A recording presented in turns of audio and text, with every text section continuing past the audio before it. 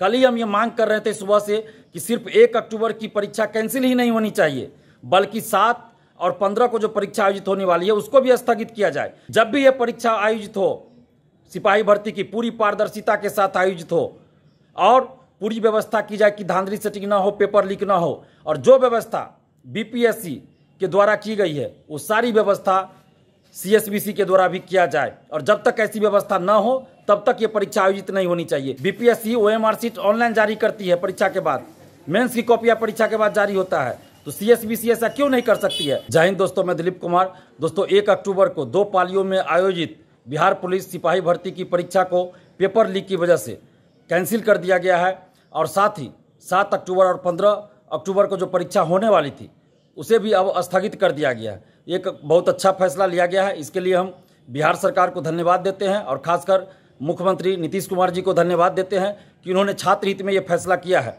क्योंकि सीएसबीसी लगातार लिपापोती इस मामले में कर रही थी। और कल ही सीएसबीसी के चेयरमैन सर के द्वारा जो बातें कही गई थी वो अभ्यर्थियों के हित में बिल्कुल नहीं था, और इससे लग रहा था कि सीएसबीसी इस मामले की लिपापोती करने जा रही है, और उन्होंने तो एक तरह से लिपापोती कर ही दिया था। लेकिन हम धन्यवाद देते हैं बिहार के मुख्यमंत्री नीतीश कुमार जी को, जिन्होंने हम लोगों की बातों को संज्ञान में लिया और 7 और 15 अक्टूबर को जो परीक्षा आयोजित होने वाली थी उसको भी स्थगित करवाया। क्योंकि कल ही हम ये मांग कर रहे थे सुबह से कि सिर्फ 1 अक्टूबर की परीक्षा कैंसिल ही नहीं होनी चाहिए, बल्कि 7 और 15 को जो परीक्षा आयोजित होने वाली है उसको भी स्थगित किया जाए।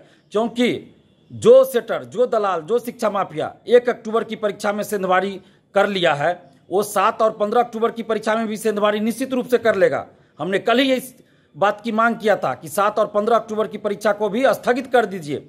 तो बिहार सरकार ने और खासकर मुख्यमंत्री नीतीश कुमार जी ने जो फैसला किया है, इसके लिए हम नीतीश कुमार जी को बहुत बहुत धन्यवाद देते हैं। और साथ ही उनसे पुनः हम मांग कर रहे हैं, आग्रह कर रहे हैं कि जब भी ये परीक्षा आयोजित हो, सिपाही भर्ती की पूरी पारदर्शिता के साथ आयोजित हो और पूरी व्यवस्था की जाए कि धांधली सेटिंग ना हो, पेपर लीक ना हो, और जो व्यवस्था बीपीएससी के द्वारा की गई है वो सारी व्यवस्था सीएसबीसी के द्वारा भी किया जाए। और जब तक ऐसी व्यवस्था ना हो तब तक ये परीक्षा आयोजित नहीं होनी चाहिए, क्योंकि अगर परीक्षा से पहले आंसर वायरल हो जाए तो फिर उस परीक्षा का कोई मतलब नहीं रह जाता है, वैसी परीक्षा का कोई औचित्य नहीं है।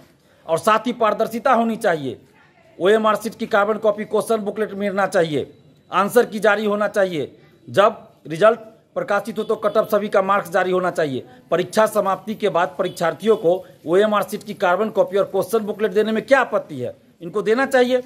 बीपीएससी ओएमआर शीट ऑनलाइन जारी करती है परीक्षा के बाद, मेंस की कॉपियां परीक्षा के बाद जारी होता है, तो सीएसबीसी ऐसा क्यों नहीं कर सकती है। इसलिए सीएसबीसी को भी ऐसा करना चाहिए, परीक्षा के बाद ओएमआर शीट की कार्बन कॉपी और क्वेश्चन बुकलेट जारी होना चाहिए, आंसर की जारी होना चाहिए, और रिजल्ट के साथ कटअप सभी का मार्क्स जारी होना चाहिए। और जब तक ऐसा नहीं होगा तब तक परीक्षा का कोई मतलब नहीं है, कोई औचित्य नहीं है। इसलिए हम नीतीश कुमार जी से ये मांग कर रहे हैं कि जब भी ये परीक्षा हो तो पूरी व्यवस्था के साथ हो, जो व्यवस्था बीपीएससी ने अपनाया वो सारी व्यवस्था लागू किया जाए। धन्यवाद, जय हिंद। लाइव बिहार यूट्यूब पर सब्सक्राइब और फेसबुक पर लाइक जरूर करें।